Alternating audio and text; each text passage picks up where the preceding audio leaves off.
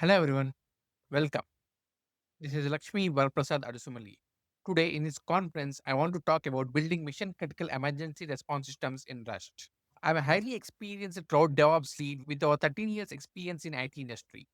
Currently serving at Congruent, I am specialized in cloud native architectures, container orchestration, and infrastructure automation. I have extensive experience in AWS, Amazon Web Services, and Azure cloud platforms, Kubernetes, Docker, and continuous integration, continuous delivery, continuous deployment implementation using tools like Jenkins, and configuration management through Ansible and Terraform. I have a master's degree in computer science from University of Houston Clear Lake, which combines strong technical capabilities, leadership skills, having led cloud migration projects and DevOps transformations at T-Mobile, Pro, and Congruent. This experience spans both traditional middleware administration and modern cloud native technologies, making me a cloud technology professional who consistently delivers resilient, scalable infrastructure solutions. Building mission critical emergency response systems in Rust. In an emergency, whether it is a natural disaster a- or a chemical spill or mass casualty event, systems can't afford to fail. Every millisecond matters. Today, I'll show in how Rust can be a game changer for building life critical applications while performance and safety are non negotiable. Imagine a major earthquake hits a city. Within minutes, emergency call volumes spike 800%. Systems must process over 100,000 messages a second without missing a beat. These systems don't get a second chance to respond. The operational environment is extreme. We aim for 99.99% uptime even when infrastructure is collapsing around us. These are not just performance requirements, they are survival requirements. The critical challenges of life-saving systems. Traditional tech stacks fails here. The average response delay in some legacy setups is 17 seconds for too long, which is too long. 84% of critical failures trace back to memory safety issues in C or C++. Java brings garbage collection pauses, which sometimes lead to 35 seconds delay, right when you need instant responsiveness. These are problems with which can't afford in public safety. Why Rust for emergency response systems? Rust gives us memory safety without a runtime cost, thanks to ownership and borrowing. We get zero cost abstractions, fearless concurrency, and deterministic cleanup without GC pauses. In practice, our REST implementation delivered 42% faster response times and 35% memory usage compared to current Java systems. REST eliminates critical weaknesses while keeping speed. Zero cost abstractions maintain readability, scalability without runtime penalties. The fearless concurrency, which helps data analysis eliminated at compile time. We achieved 42% concurrency, faster response times, and 35% lower memory usage compared to Java equivalent. Rest ownership model making invalid states unrepresentable. Ownership rules sound simple, but they are powerful. One owner per value, exclusive or shared references are no invalid references. This means there are no leaks, no race conditions, no null references, even a high concurrency. In emergency systems, this means we remove entire classes of bugs before they even exist. This leads to emergency systems. Invalid systems can't happen even at extreme concurrency. I want to provide an analogy here. Like strict airport security, nothing unsafe gets through the airport security. Coming to case study, Rust based emergency dispatch system. Real system, real results. Our dispatch system uses asynchronous await for non-blocking IO input output, Tokyo for task scheduling, Kafka for reliable event streaming, and WebAssembly for secure edge computing. We process real-time reports with machine learning models at 93.7 accuracy and Rust guarantees mean zero catastrophic failures in production.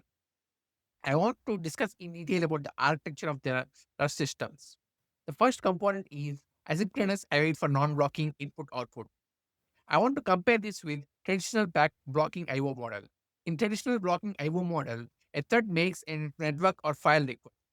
Then the OS operating system's OS puts the thread to sleep until data arrive. The thread can't do anything else while it is waiting. If you have thousands of requests waiting on input output IO, you need thousands of threads, which is memory heavy and slow due to context switching. Asynchronous await process approach is totally different. A function can pause when it's waiting for IO without blocking the thread. While the function is waiting, the thread can run other ready tasks. While the IO completes the runtime, the Tokyo resumes the function exactly where it left off. I want to provide an analogy here. Think of a chef in a kitchen. In blocking IO, the chef starts boiling pasta and stands there staring at the pot until it is done. In asynchronous IO, the chef starts boiling pasta, sets a timer, and moves on to a prep while waiting. The moment the timer rings, they return to finish the pasta. How it works in Rust. An asynchronous function returns a feature, a value representing this work will complete later. If this feature is not done yet, pass here, give control back to runtime and resume me when it's ready. The Docker runtime polls these features and schedules them efficiently. Coming to next component is a Tokyo is the most widely used asynchronous runtime for Rust. It's a combination of task scheduler, IO event loop, timer system, asynchronous utilities. The task scheduler decides when asynchronous tasks run. The IO event loop reacts to network file timer events without blocking. The timer system for delays, timeouts, intervals. Coming to Kafka for streaming events, which is the next component in this architecture. Apache Kafka is a distributed, fault tolerant, and event streaming platform. It is used to send, store, and process real time streams of data at scale. It works like durable message bus. Producers send events, consumers read them, and Kafka keeps them in topics or for set attention period. The core concepts are topic, a name channel for events, partition, a split of topic for scalability. Events in partition are strictly ordered. Producer, application that writes events to Kafka, API service publishing user actions. The consumer that reads events from Kafka. The broker, Kafka serves that stores topic partitions, multiple brokers from Kafka's cluster. Why use Kafka for streaming? After discussing the core concepts like topic, partition, what is producer, what is consumer, we discuss what the main uses of Kafka for streaming. High throughput can handle multiple millions of events. At the same time, Kafka gives durability. Events are persistent to disk and replicate across blockers. It's scalable, adds partitions for parallel processing, and it's real time. Consumers can read data as it arrives, enabling low rates. And it also provides decoupling. Producers and consumers don't need to know about each other. They just read write to topics. How it works in the architecture. Producer services receive events from clients, then they serialize the data and publish it to Kafka topics. And Kafka brokers store these events durably and replicate them for fault tolerance. Consumer services subscribe to these topics. Some do enrichment of transformation, others update materialized views in database. Some might forward events to WebAssembly edge modules for policy-based routing. If a consumer fails, another in the same consumer group takes over, continuing from the last completed offset. Benefits of this context. It provides loose coupling. API layer and analytics don't depend on each other's uptime. We process historical events by replaying from an earlier offset. And it provides scalability. Add more partitions consumers to increase throughput. And it also provides fault tolerance. Data is replicated and consumers can resume after crashes. Next, coming to next component, WebAssembly to secure edge components.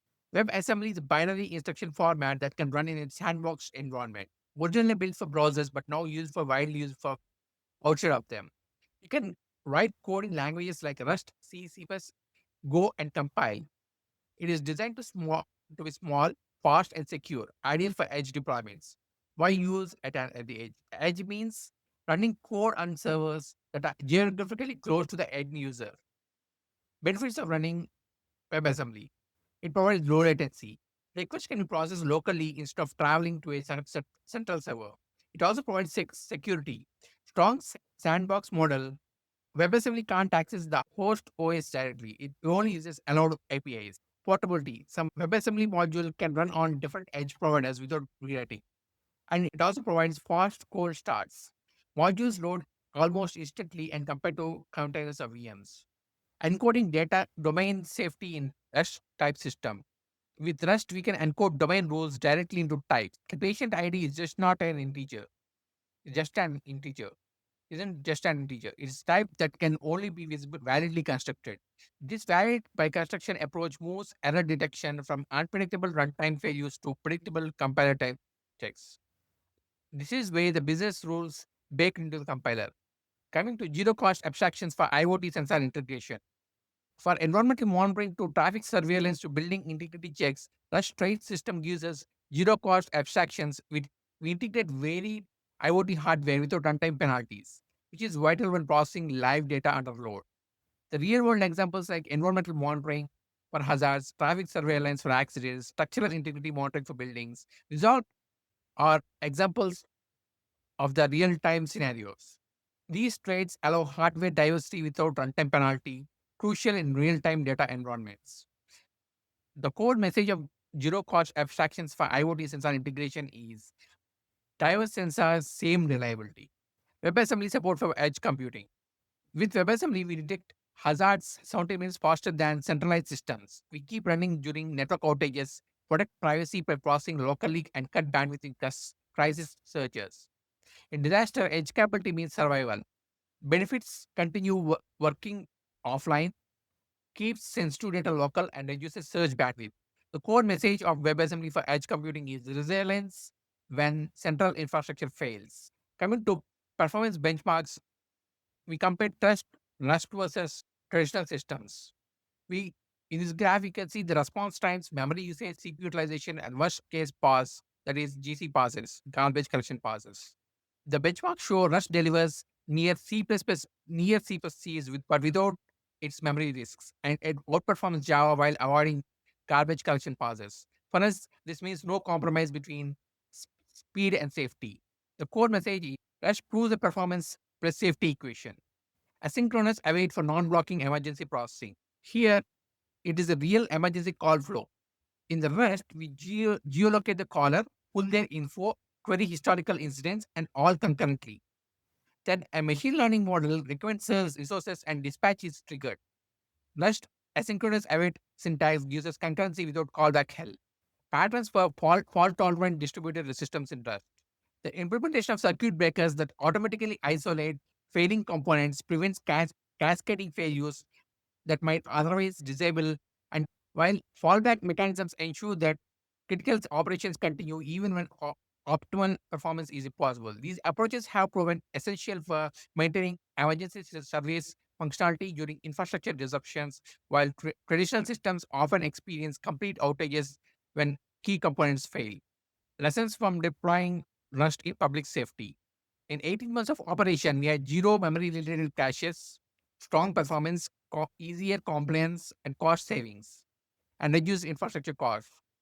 The challenges are the developer learning curve, some missing legacy integrations, and longer compile times, all solvable with training and ecosystem growth.